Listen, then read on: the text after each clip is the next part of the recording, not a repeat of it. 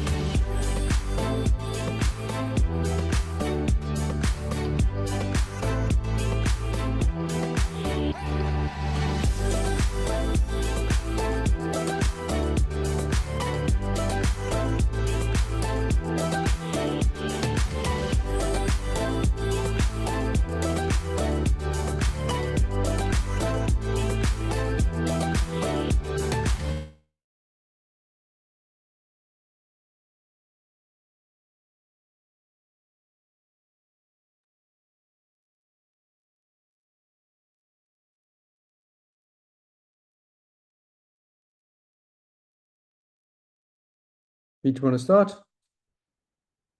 Can you hear me? Yeah, we can hear you. Yeah. And is low on? Can we hear low? Yes, thanks. I can hear you loud and clear. Oh, great. Nice to see you, Low. Low. And can you hear Steve, Low? Yeah. Hello, hello. Okay. I see you. Great big thank you to all those present here. There's many hundreds of people logged on, Low. You're a very popular speaker, as you can see. There's not many of us that have got PhDs in fetal brain surgery like you do. There's not many of us that have got artificial intelligence. Some of us have just got artificial stupidity. Now, Lo, it's important that just before you start, we're going to ask our sponsor this afternoon, which is Next Biosciences.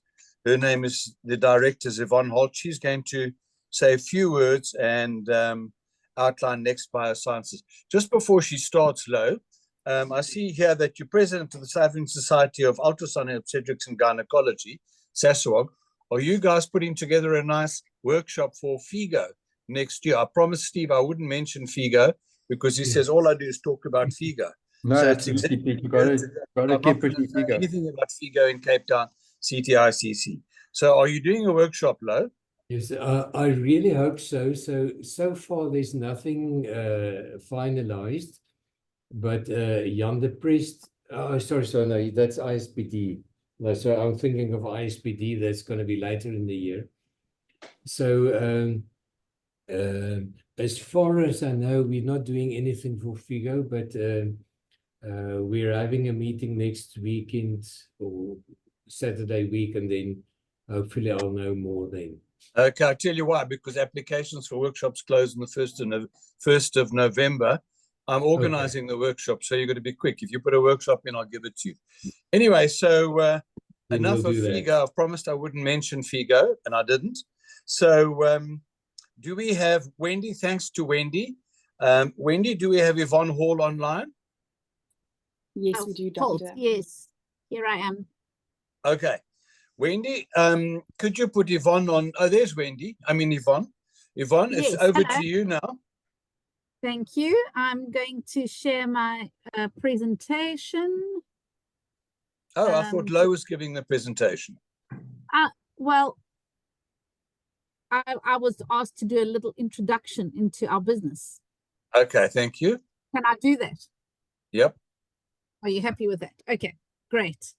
Thank you very much for having us here this afternoon and for allowing us to sponsor. And so Next Biosciences, I'd like to start just with a little corporate video. If you can all hear.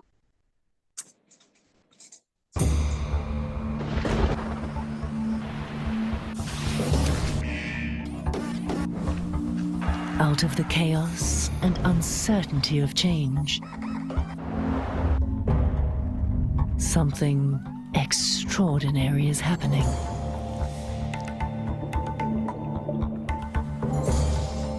Evolving, becoming, birthing.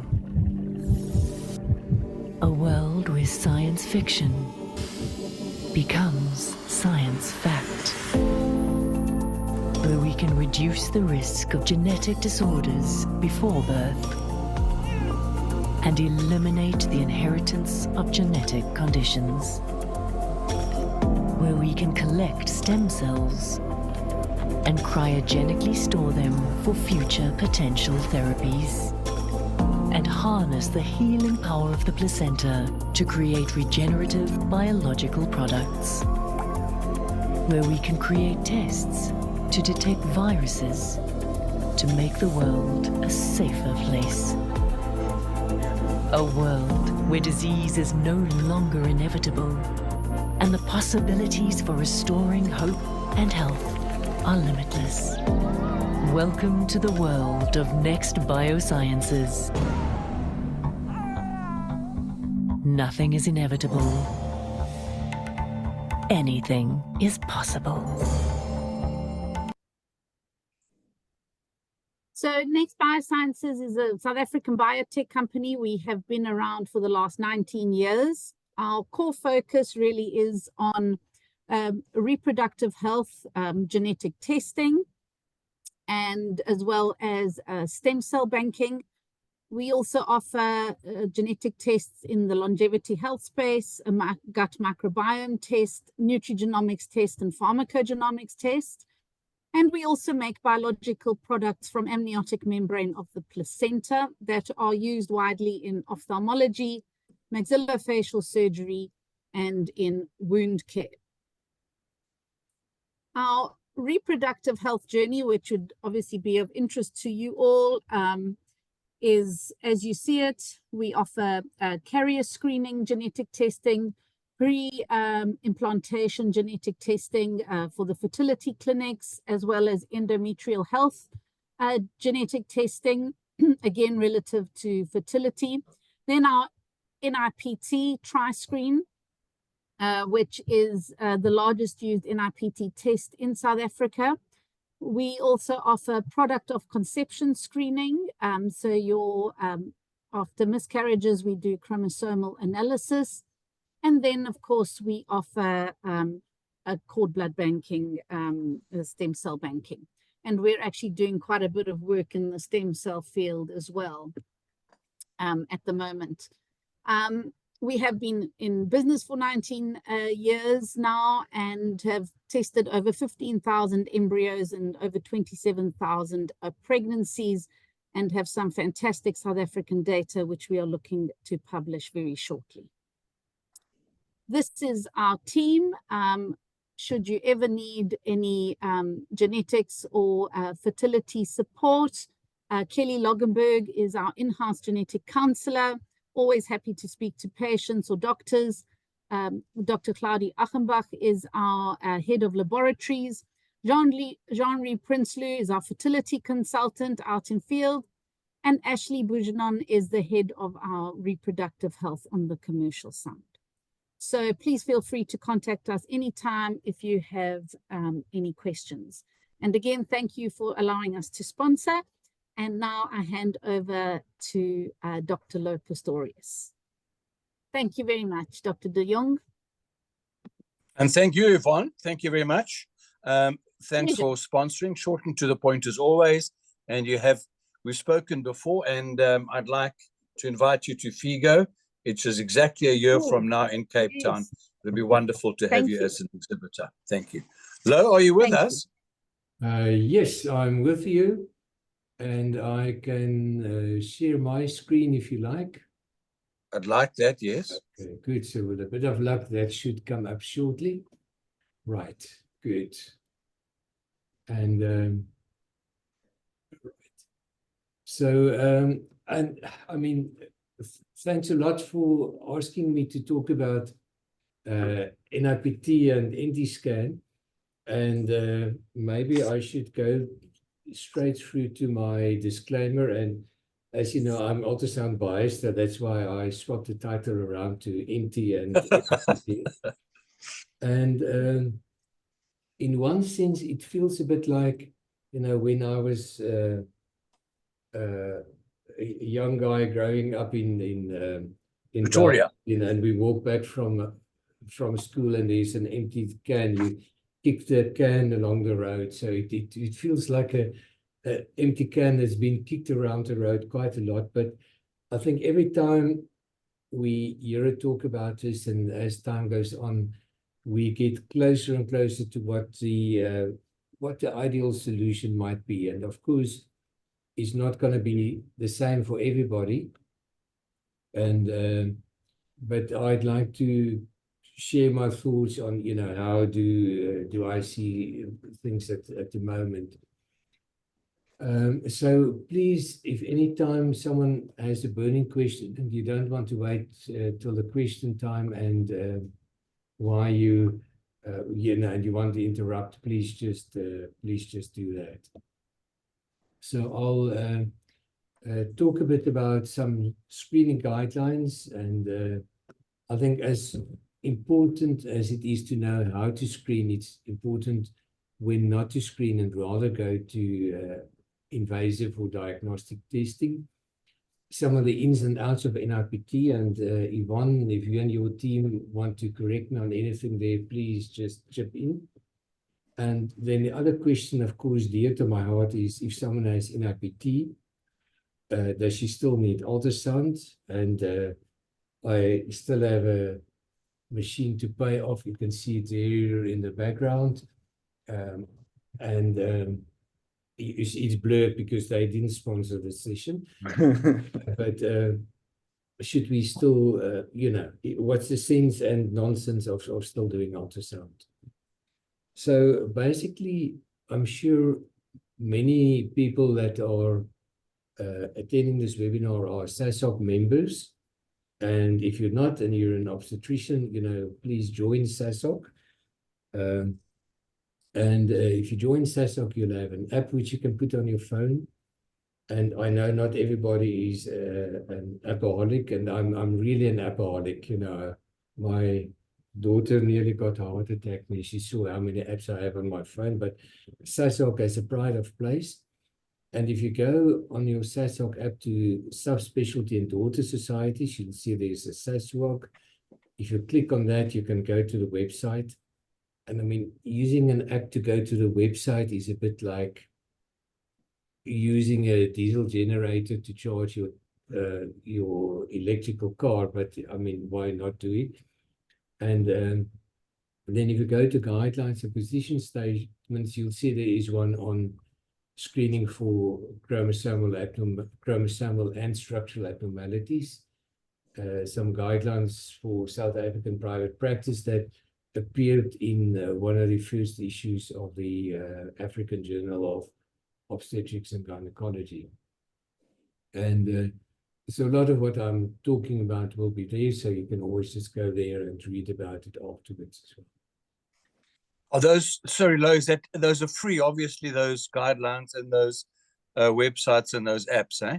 Yes, so those guidelines are free, so you don't need to be a SASOC member to access them. And also, if you go to SASOC's website, which is saswoc.org.za, and then you'll see there is a little heading saying guidelines, and you can click on that and you can get all our guidelines for free. Thank you. But while you're at it, you might as well join us. It's probably, I think we should push up the membership fees because it's too low. People don't think it's worth it, but you might as well join us. But you can access, anyone can access those for free. So first, I'm just going to spend a couple of slides just getting something out of the way that really has nothing to do with NIPT. And basically, our tenet and from SASOC, our guidelines are that every patient should be offered prenatal screening.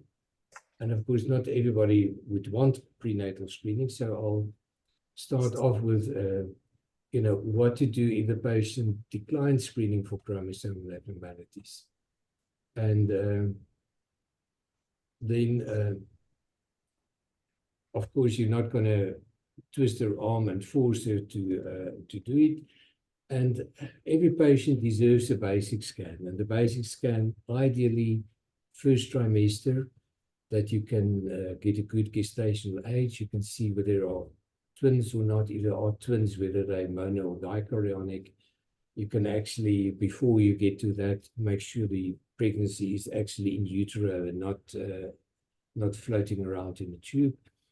And check the heartbeat, and as I said, check the size of the fetus to look for the gestational age.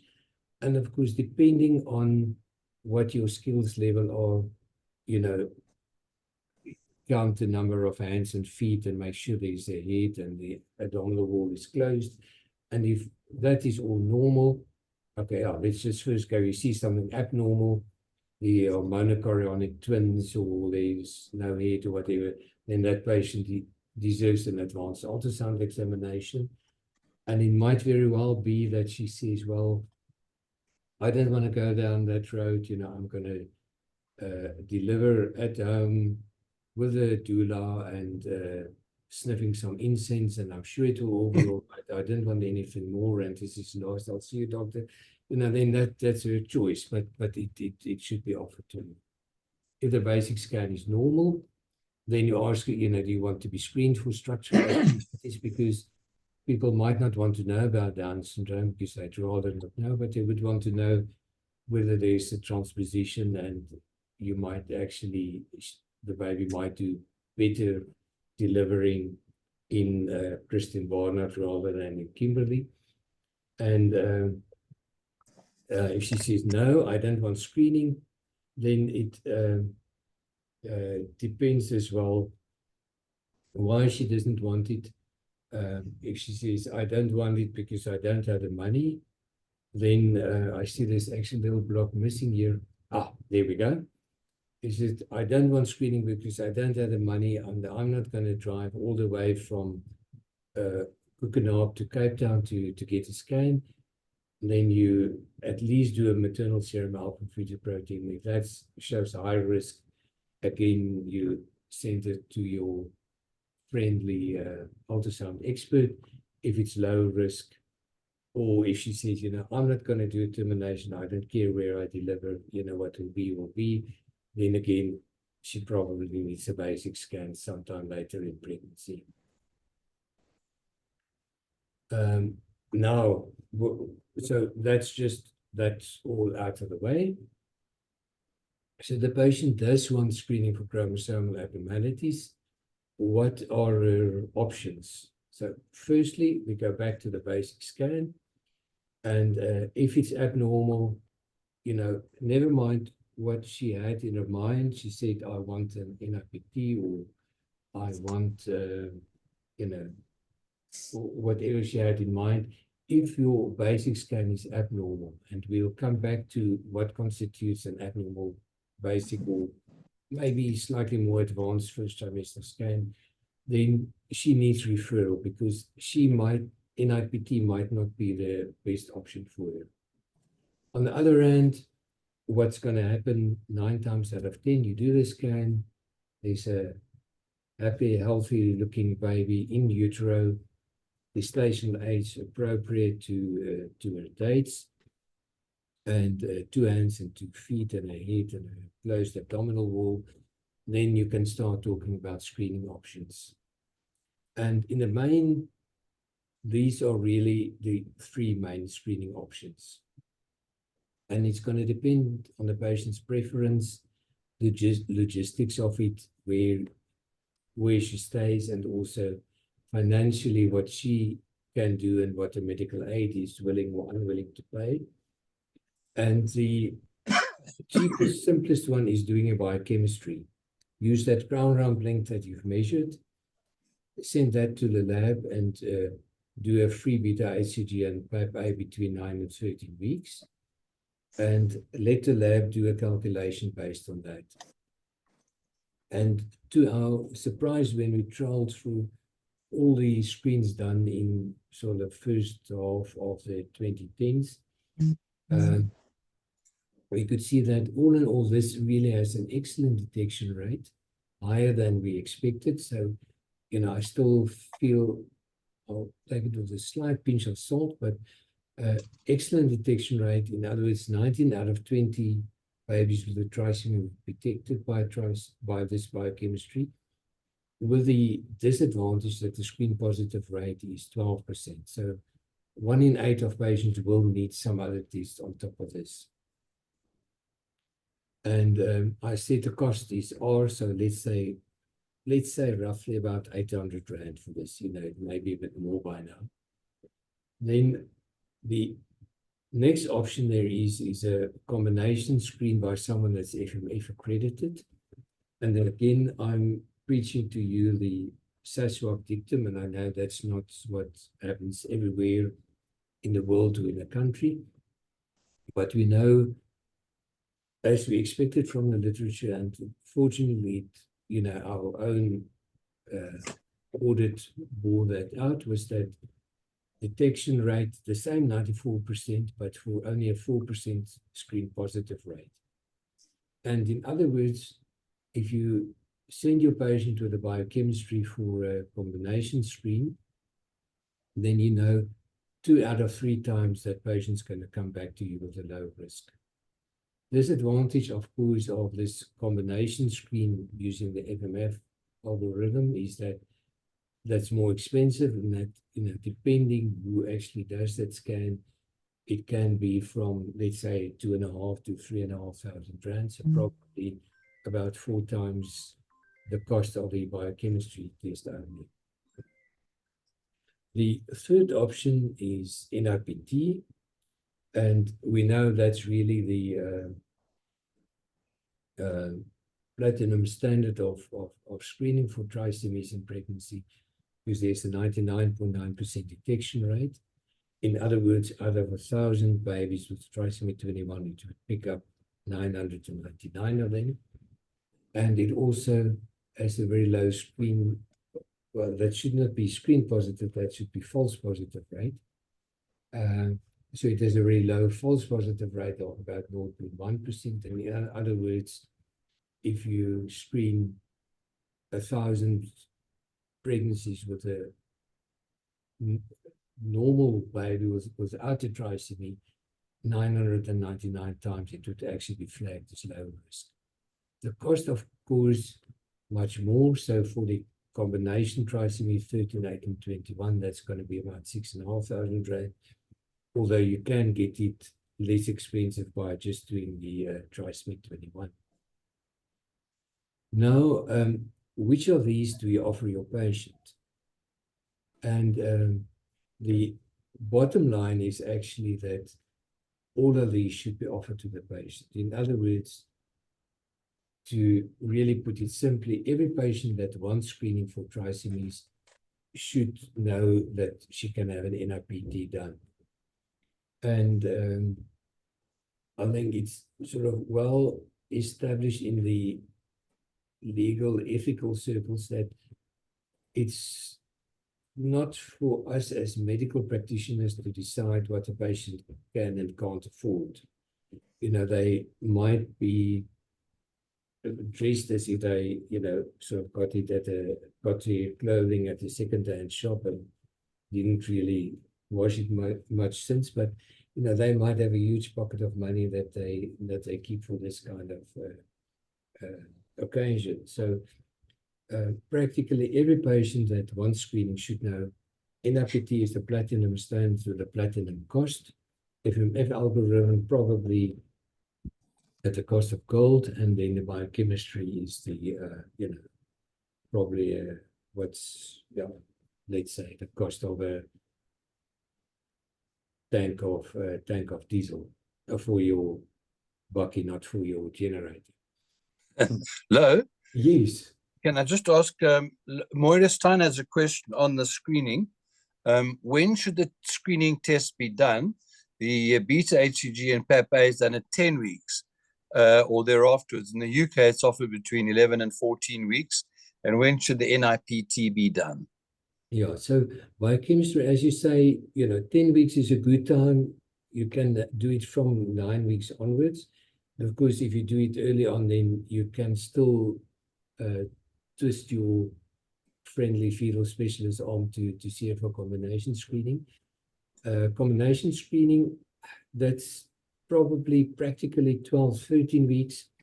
We usually book our patients at about 12.5 weeks, just because dates are sometimes the patient is further along and then you miss the boat, and you don't want to do it too early and the patient isn't far enough yet and she has to come back the next week.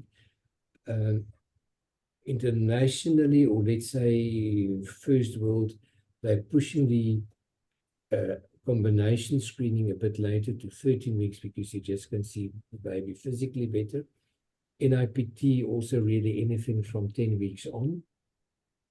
And I think with the little proviso of, you know, what is your run up to NIPT. But if someone says, no, I want an NIPT anyway, and you've done your basic scan and everything looks fine, then it's actually fine to do that NIPT at 10 weeks. Okay, thank you. There's a question that I think has to be addressed to Yvonne Holt. That's the cash paying patient, what is the cash cost for an NIPT? I'm sure you wouldn't know, but if they could address that on the website to Yvonne Holt, that will probably be useful. Thank you. Right, thanks. Sorry, like just from my side, so just another question. If the patient is going to go for an NIPT, maybe for age reasons, then you wouldn't obviously, would you still do you routinely recommend the biochemistry, or is that just left by the wayside? Sorry, could you just say that again? And the reason I'm disappearing is I'm just listening to the speaker that's sitting below my desk. Oh, okay. So if the patient's going to go for an NIPT anyway, maybe for age reasons or for whatever reasons, would you then skip the biochemistry completely, or do you guys do that routinely anyway? Yes. So I would actually skip the biochemistry completely. And, you know, you can consider doing the PAP-A for a screen for preeclampsia, but I'll come back to that later. And again, it's not the pathologists that are sponsoring this, so I'm going to say no. But joking aside, if someone's going for NIPT anyway, there's not really much sense in doing the biochemistry, unless you want to do a PLGF for preeclampsia screening. But I think that's probably okay.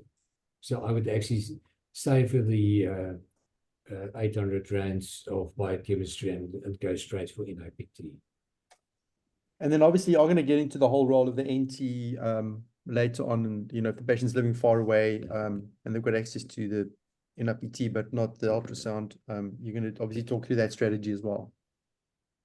Yeah, so I'll come back to, you know, how does ultrasound fit into this if someone has decides on NIPT anyway. Okay, great. Right, so maybe just a couple of slides on why I myself and from SASWOG, we say that why don't you do it yourself combination test. In other words, you do the crown rump length, you measure the nuchal, you send it to the pathologist, they do the free beta and PAP-A and calculate your risk, taking into account your measurements.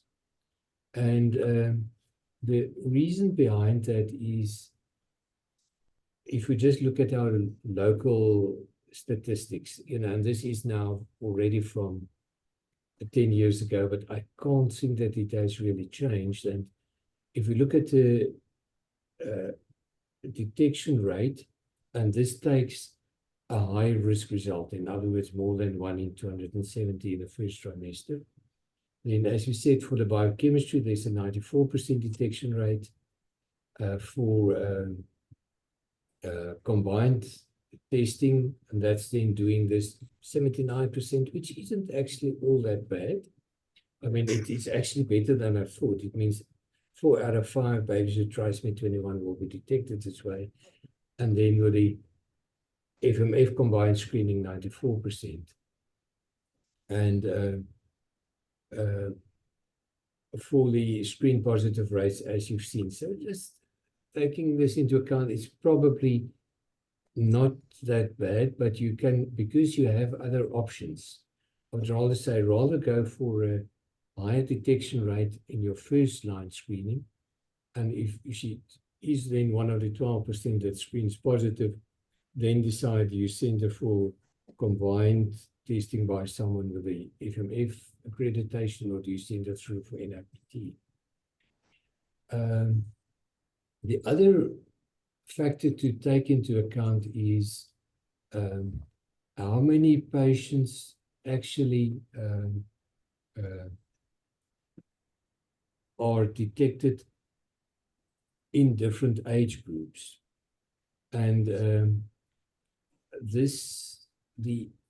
I see my slides, part of it dropped away, but what you see in the top line is the detection rate and screening line, detection rate and screen positive rate for the younger patients. And the bottom line each side is the detection rate and screen positive rate for patients above 35. So you can see for the below 35s, the biochemistry test still is pretty good. 3 out of 4 trisomy 21s will be picked up even if someone is 25 years old. But with the alpha software, that's very strongly, it's 2 biases that pull it in a certain direction. The one is strongly biochemistry based, and the other one, it also wants to try and keep the screen positive rate low. The detection rate for the younger patients only 54%, whereas for the FMF it was still 87%. So especially in the younger patients, it's the combined screening that means doing the NT yourself and sending it to the lab doesn't work out well. And of course, in the older patients, then whatever test you do, you basically end up with a good detection rate, albeit at the price of a relatively high screen positive rate. So I hope this isn't too confusing. And the other interesting piece of data that came out of the study is we just looked at the pre and postnatal diagnosis of trisomy 21 in the groups of patients that were screened by FMF accredited people, the alpha software screened babies, and the ones that were not screened. So these babies are just all the babies with trisomy 21 that were born in that group. And you can see only 1/3 were born in a group that actually had screening and 2/3 that didn't have screening, which raises the question whether screening is offered to every patient or whether it is, 2/3 of our population are not interested in screening, which might very well be the case. And now in green is the group that trisomy 21 was detected prenatally, and the red, the group that was only detected postnatally. So interestingly enough, in the patients that didn't have any screening at all, you can see there's also a sizable number of babies with trisomy 21 that were detected prenatally. But these are often the older moms, the moms that had a previous child with trisomy 21. So the ones that went straight into that, or it can be, it wasn't an official screen, but someone saw there was a huge amount of fluid behind the neck and sent it directly for diagnostic testing. And the other interesting thing is that in the group where the screening was done with the combination alpha software, is actually a quite high proportion of trisomy 21s that was only detected postnatally. And then you would think, why is that? And so if we just look at the number of patients that screened high risk that actually had a diagnostic test. So of course, I mean, this is the real life. It doesn't mean that someone has a high risk, she automatically has, well, in today's terms, either NIPT or invasive testing or pre-2014 invasive testing, because some patients opt for further testing and some not. And you can see, if we only look at the combining screen, you can see in the FMF accredited screening group, 98% of the patients that screened high risk actually went on to invasive testing, whereas only 63% of the ones in the alpha combination test went on to invasive testing. And it can, of course, be a question of pre-test counseling, in that it can be that sometimes the alpha screening is done it's part of everything else that happens early on in pregnancy, blood group and HIV and syphilis screening and ferritin and you name what. And then when the results come back positive, the patient said, but I'm okay with that. I didn't really want to know anyway. Whereas with the FMF group, it's mostly patients refer to someone for the screening. So they voted with their feet that they did want screening. So that might be part of the answer. And the other answer, if we just look at the risk levels in the Down's trisomy 21 fetuses, you can see the vast majority, red is FMF and the charcoal is the alpha group. You can see the vast amount of the trisomy 21 fetuses that were picked up with combination screening with the FMF software actually at a risk higher than 1 in 10.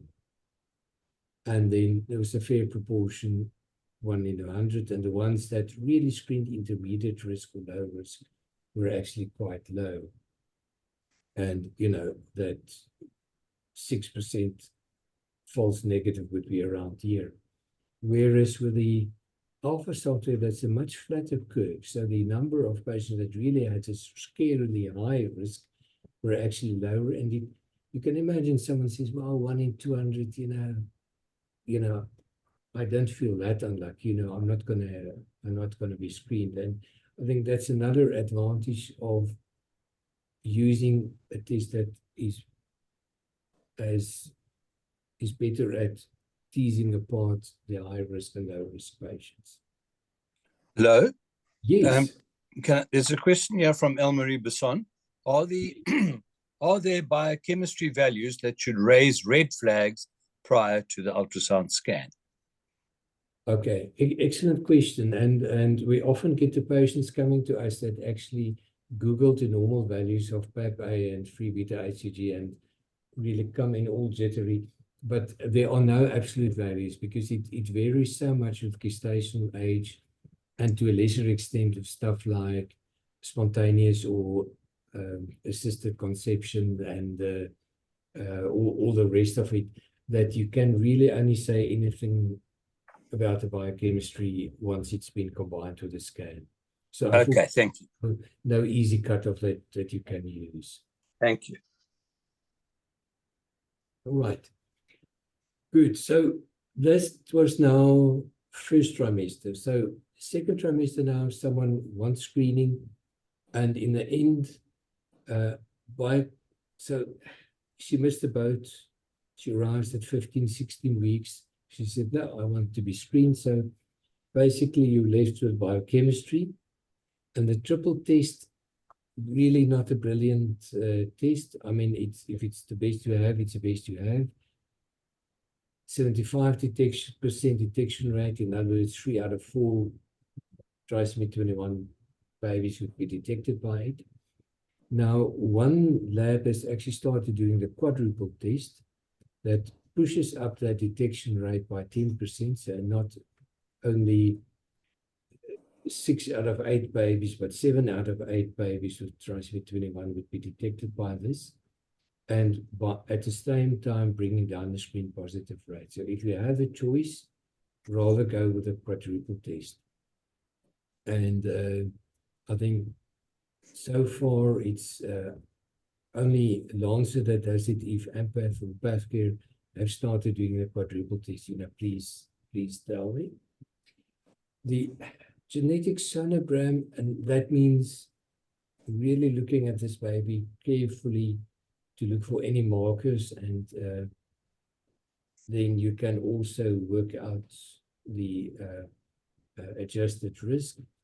You see, I've got this grayed out a little bit. I don't know if it projects like that because it's really, I mean, on paper it works and in practice it works, but you know, it's something that I'm really worried that patients have too high hopes of the scan.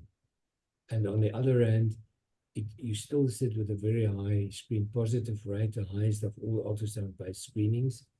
So, I mean, it's doable, but it's definitely not something that I would really push. And of course, you still have the NIPT, brilliant detection rate, low false positive rate. And of course, it comes at a price premium. And multiples, you can scratch out the biochemistry because many labs wouldn't even give you the results and others would give it to you. But there are definitely doubts about how accurate that is. FMF works as well in multiples as in singletons. NIPT works as well for multiples as for singletons, although here, and unfortunately for our sponsors, you really should consider one of these SNP-based NIPTs for two reasons. And that's because it gives you the fetal fraction separately. And you can imagine if you have a trisomy 18 baby with a low fetal fraction and a normal baby with a good fetal fraction, that you might actually end up not having enough fetal DNA of the affected baby. And the other reason, and I know it's often more nice to have, it tells you the zygosity. In other words, are these twins monozygous or dizygous? And of course, if it's a monochorionic twin, it is actually, they've got the same placenta, so then, the SNP-based NIPT falls away. But then you have to be really, really certain that it actually is monochorionic. Lou? Yes. Sorry, Moira Stein says, what is tested in the quadruple test? Sorry, what test is the quadruple test? Yeah, what do you test? Yeah, so basically it's the same beta-HCG, estriol, and alpha-fetoprotein. And now for the life of me, I can't remember what the fourth one is. But if you I'll have a look meanwhile, and I'll tell you later. But it's no. Okay, sorry, we'll get back to Moira. I'll have a look in the meantime at Okay. and tell you later. I'll Google it for her. Okay, great, thanks. Right, and good. So that's first trimester multiples. Second trimester multiples, also biochemistry, pretty useless. Genetic sonogram, the same story as with the singletons, and the NIPT, again, the same story as with first trimester singletons. Right, so is it really worth the trouble? And I mean, we're all doing this, and how and then you feel, often my receptionists see me, why do we send all these NIPTs? Because we never get one that's actually comes back abnormal. And I think this graph that comes from our sponsors tells us that if we just look at the red line that shows the percentage of high-risk results for each category.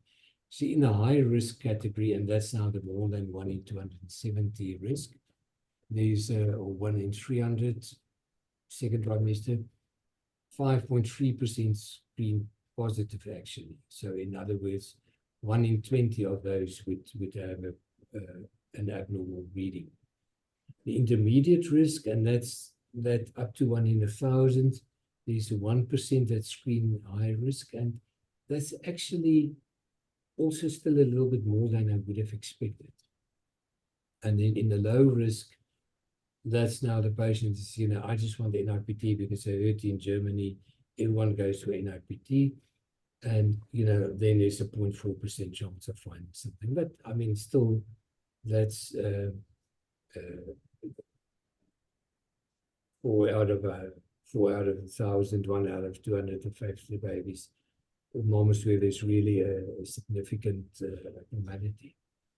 Where NIPT is done for ultrasound abnormality, and that's really an indication that I mean, I know I do it as well. I also send over NIPTs for ultrasound abnormalities, but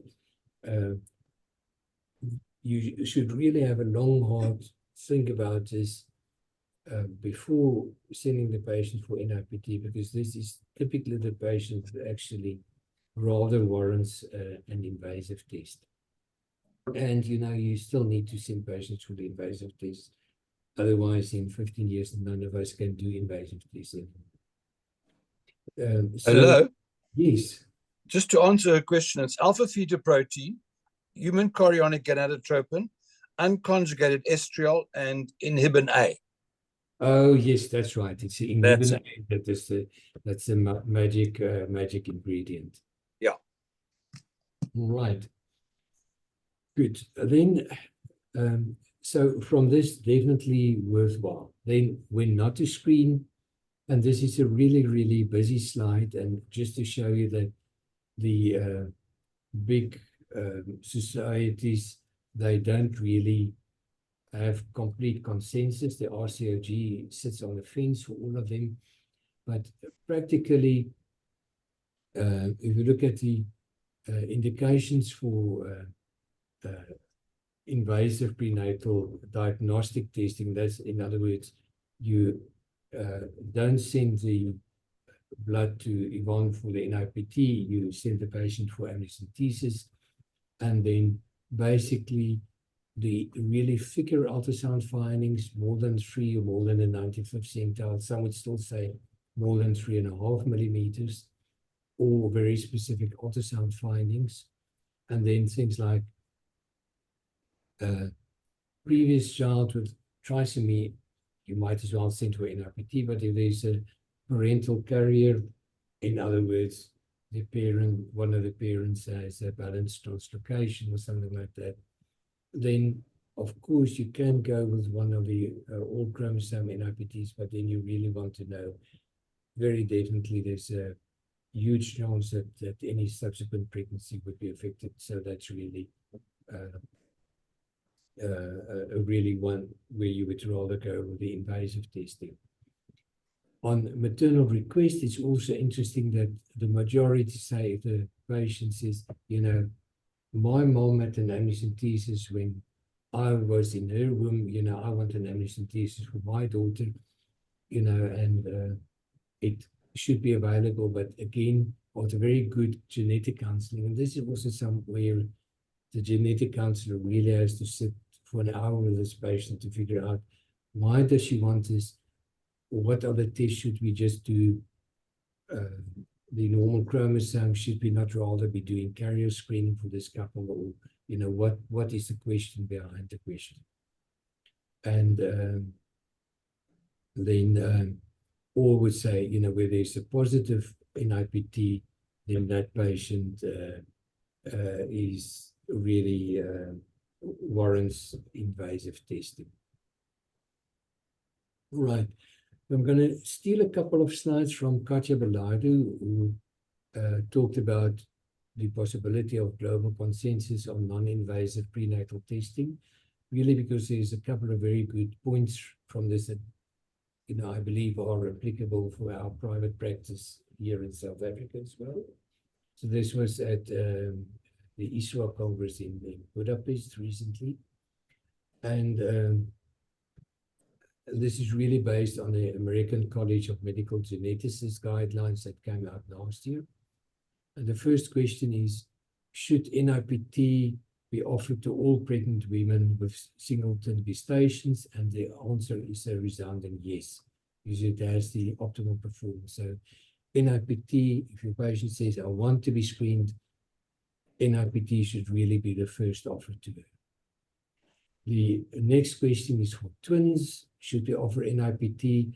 And the answer is again a very strong yes, because very good evidence that it works very well in twins. Then should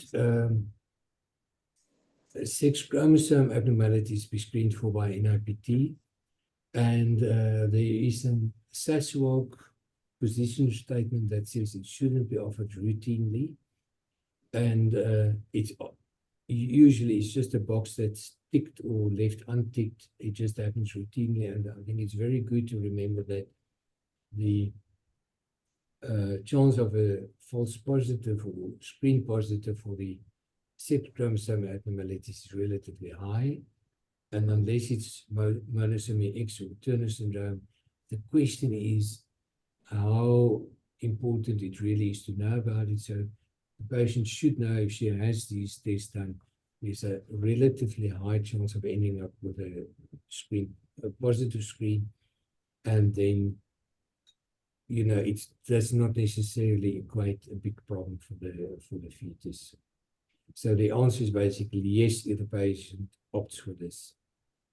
And of course, we know that NIPT really works very well for trisomy 21, 18, and 13. As we go to the X and Y aneuploidies, the clinical relevance decreases, the validation data get less, the detection rates go down, and there are higher false positive rates and more complex counseling. And then if you get to microdeletions, that is really much more so. And the question is really microdeletions.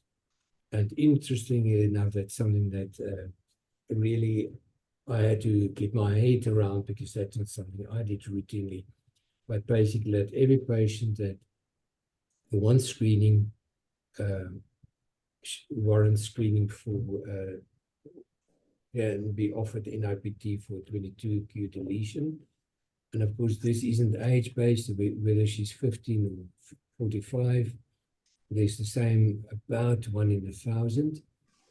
Also good to know that because there's this relatively low prevalence, unless there are ultrasound markers that point in this direction, the positive predictor value is only about 50%. In other words, if the NIPT comes back high risk for 22q11 deletion, the odds are still 50% that that baby's going to be okay.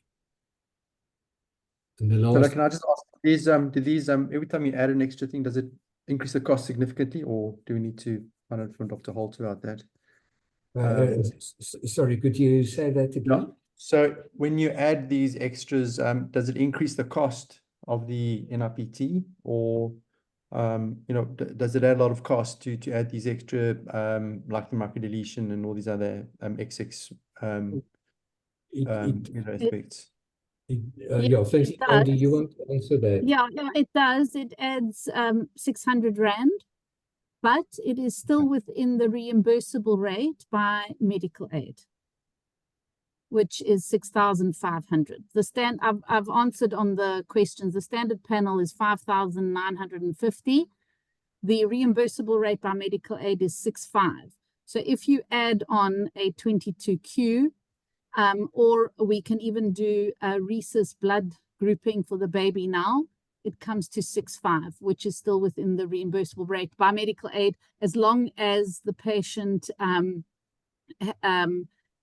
falls in with the the recommendations by medical aid. In other words, if they're over the age of 35, if they are high risk, then the medical aid will pay. Great.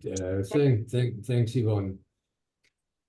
Then the question, screening for rare autosomal trisomies. In other words, should you screen all 46 chromosomes? And there, again, there's not sufficient evidence to recommend this across the board. But again, of course, there can be individual patients who might want this, might benefit from this, and accept the higher screen positive rate.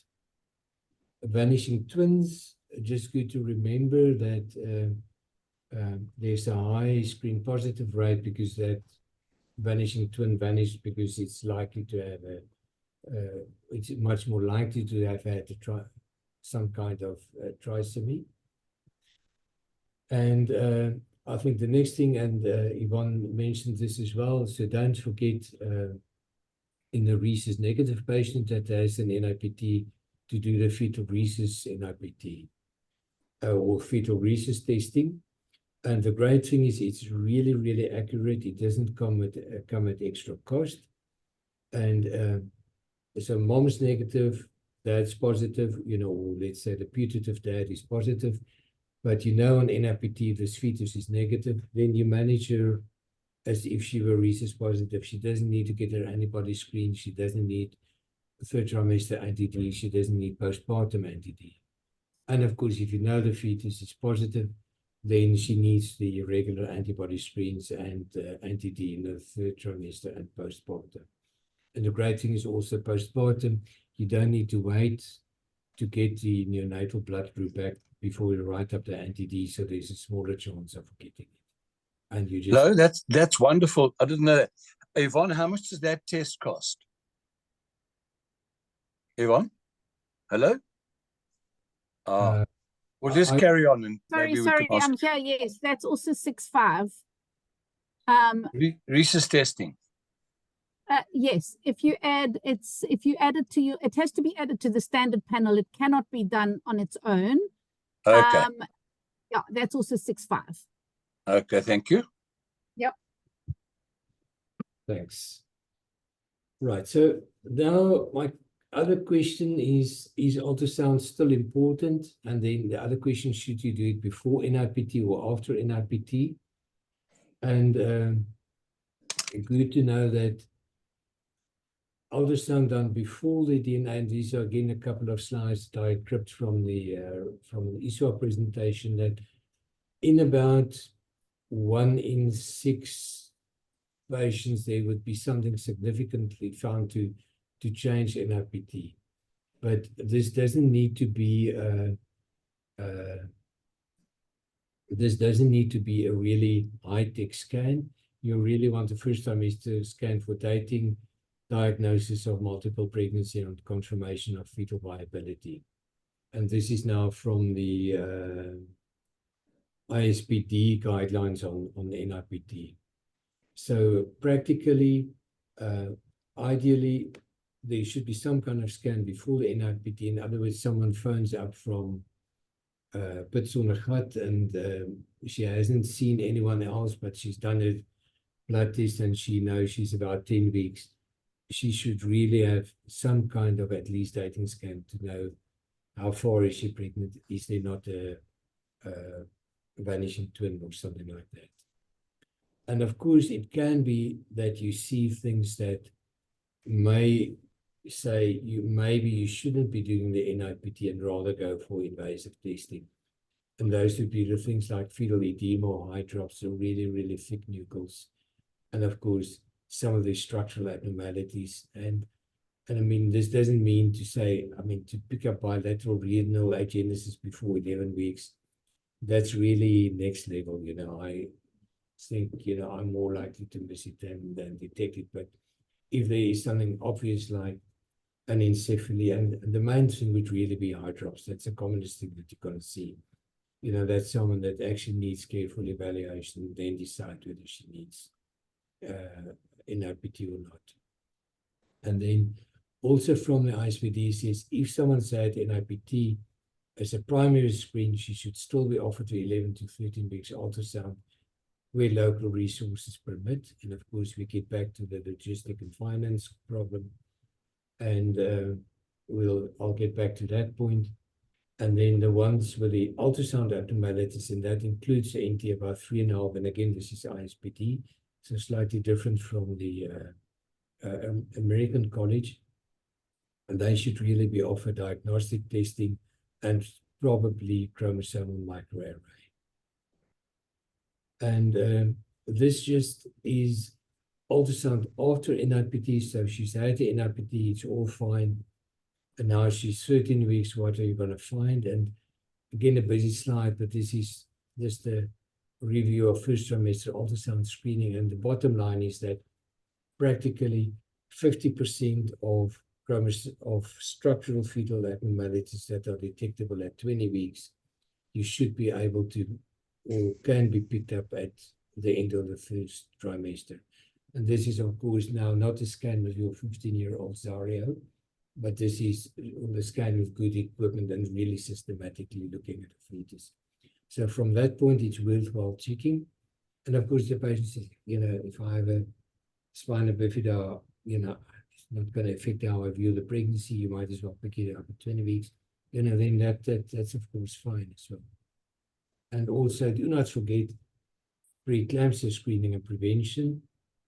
And that, unfortunately, we can't do that effectively before 11 weeks. And ideally, FMF algorithm. And with that, we know that screening, the ASPRI study told us that using the FMF algorithm, we can prevent 80% of preeclampsia that happens before 34 weeks, 63% of preeclampsia before 37 weeks. So these really early premise from preeclampsia that this is really now a largely preventable disease. And just to show you how you should screen, and this, I'm just going to simplify this a lot. And so if you use the FMF algorithm and basically just take maternal factors, do a mean arterial pressure and uterine artery PI, you'll detect 94% of preeclampsias. If you now add a PAP-A to that, you'll also detect 94%. So that is why I say PAP-A is pretty useless. And if you just use maternal factors, you pick up 53%. If you add PAP-A, you pick up 59%. So that's also pretty much the same. So the PAP-A doesn't really add all that much to detection of the really early. This is now the before 32-week preeclampsias. And of course, if you want to add in PLGF, and you do the MAP, uterine artery PA and PLGF, then this specific study from Australia, they picked up 100% of preeclampsias detected that developed before 32 weeks. And if you are not that clued up in doing the uterine arteries, and you just want to do take the maternal factors, do a mean arterial pressure and PLGF, then you already pick up 88% of the very early preeclampsias, which is, I think, a good catch already. Good. So in conclusion, bottom line, kicking the can around the block again, offer prenatal screening to everyone. If the patient opts for prenatal screening, offer NIPT to her.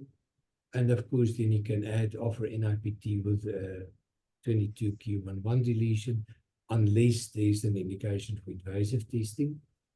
And if the NIPT is not feasible because of cost or whatever, go for the biochemistry screening or FMF by combination screening.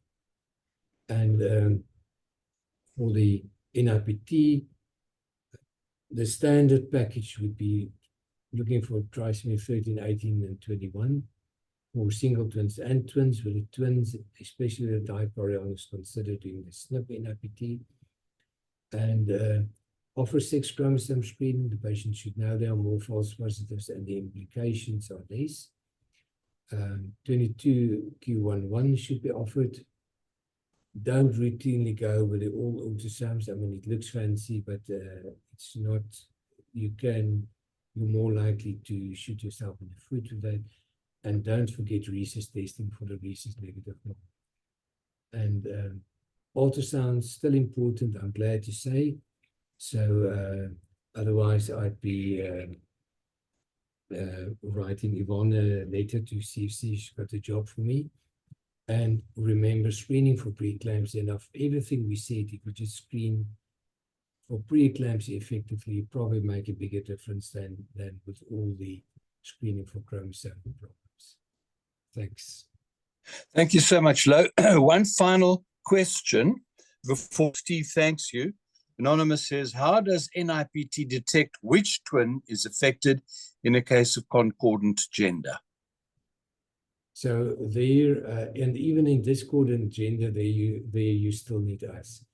Because the NIPT can just say there are more trisomy 21s, but it's not linked with the, however it's linked in, especially even the SNP ones, it's not linked to the specific fetus. So okay, it might be that it's a fetus with very few ultrasound scans, then you actually need to sample both of them. But you would still need to go by the ultrasound to work out which one's affected. Okay, thank you, Lou. Steve, would you thank our presenter this evening? Yeah, from my side, Lou, thanks. It's excellent, very well attended. I mean, we had such a great attendance from all over, and we really did appreciate it. It's also good to see that you've still got a job and that NIPT is not going to be replacing ultrasound at all, really. It doesn't look like it's even going to happen in the future because obviously you need a lot of input from ultrasound on multiple levels. So thanks so much for putting it all in context. Very thankful for updating us with all the guidelines as well. And yeah, really appreciate your time. It takes a lot of time to prepare these sort of lectures, and we thank you for taking time out to do that. So thanks so much, and thanks to everyone for joining. And And Peter, you can just say the final goodbyes. The final goodbyes is a thank you to our medical director, Yvonne Holt, who sponsored this evening. Also, Wendy and Nadir, our technicians, have put it all together. I wish you all safe home. And remember that next week we have Dr. Sir Brian, pelvic floor sexual health and mental health issues. So until then, same time, same place next week. My name is Peter de Jong, and his name is Professor Steve Jeffrey. From all of us over here in Cape Town, good night, and we see you next week. And a special thanks to Lo. God bless you all. Bye-bye. Thank you. Bye-bye. Thank you. Thanks. Bye-bye. Thank you. Bye-bye.